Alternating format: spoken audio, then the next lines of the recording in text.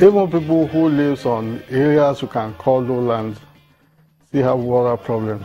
So the most available water ordinarily is surface water, right, which is water that runs on the streams and what have you.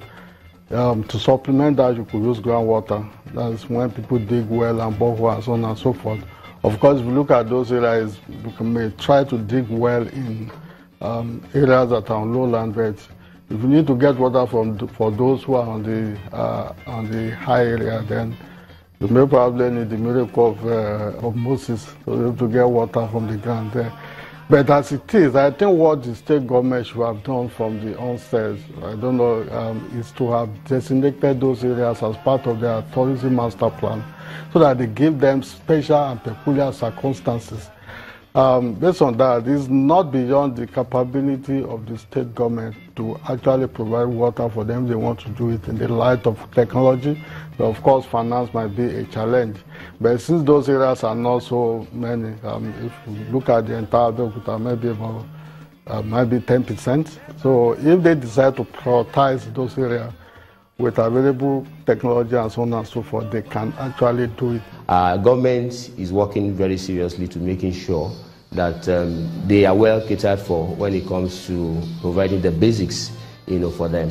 But then again, we can't say for a certain that everybody around those areas have access to water. And also to speak to the issue of their safety, we in the Ministry of Environment, we have also been doing some kind of sensitizations for people that settle close to the rock, for them to be wary and be conscious of their environment, because some of this rock, due to weathering over the years, have the tendency, to shift or move. A case was recorded sometime last year where we have such occurrence where there was a movement and then we lost some lives, a family of 3 or 4, I think, if I'm very correct. So that has actually helped us, to constantly engage, settlements around the rocky areas.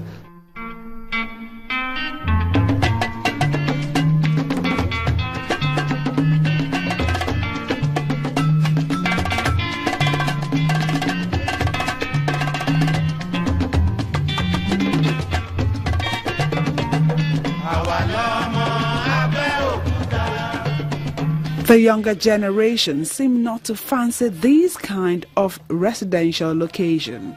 Actually, it's not easy for us to climb this every day, but at the same time, we adapt to it. If you have to build a house, would you make this kind of choice of area? I can't take this kind of choice because this case we are passing through every day. It's not easy for us. Despite the challenges, residents of these rocky hillside of Abeokuta look forward to some of these areas becoming designated tourist sites. Those areas you saw when you moved around Abeokuta are areas that have been able to live up to the name of the town. Right from when the Egba nation came up till tomorrow, we still have it. Yes, the state, the government, successive governments have not designated those areas as tourist centers, possibly for not for any reason, but it is a possibility that this present government, which has taken tourism as one of its major points, we can look into it.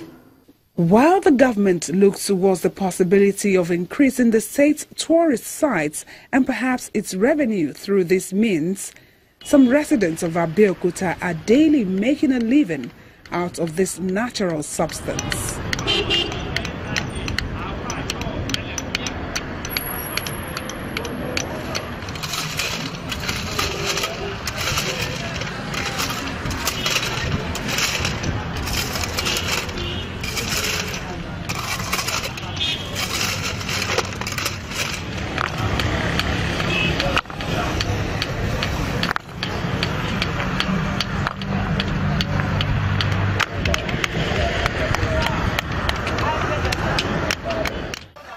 I'm married to 5,000.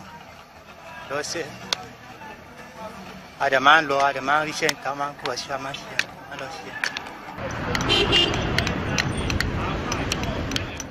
about 8 or 10 years ago I've been doing it. The business is good, it's very okay. The engineers and the building contractors, they are my customers. Some at Lagos, some at Ibadan, some at this Abeokuta, even some at Enugu. They come here to buy all this because they don't have all this type of stone at their side. This Airodo, this is Airodo. All this red one, that's red one, Takmo, they don't get it. They are coming to Abeokuta to buy it.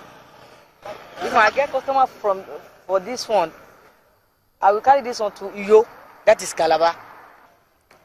The people that are building the house, or they need it for anything, for decoration of the house, or for flowers, even about this white one, they are using it for flower, decoration of house. Even some people, all the Chinese people, they are using it for the maybe glass, or this mirror. It's useful, sha. You know, all these our market is not food. Sometimes you can see customer like maybe you can sell one trailer. Sometimes in a month you cannot sell like half tipper, but sometimes it's moving. For this white one, but if it is this granite, you can sell like 10 trailers if you get some customers. All this one we are selling it per motor. But if it is granite, we are selling it per tons. Any tons that you want, we are selling tons, 2,005. It depends the size because we have some sizes. The ton is 2,200. The 3/4 down, the ton is 2,500. So how many tons will make a truck? So we have 15 tons, we have 5 tons, we have 20 tons, then we have 30 tons. That 30 tons is trailer. That 15 tons half trailer.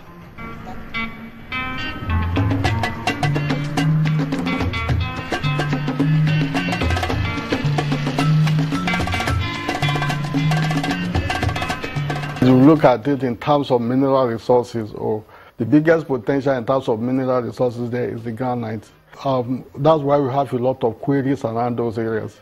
I still remember, if you go back to literature, you discover that those big boulders they use in the Istanbul in Babich were actually excavated from Abeokuta.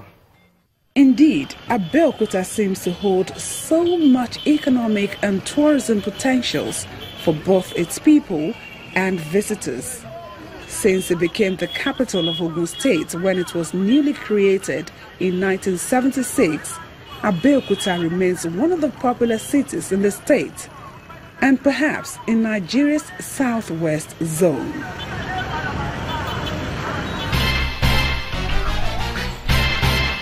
It's been over 24 hours for me here in Abeokuta, and I can tell you that I've seen some fascinating interaction between man and nature.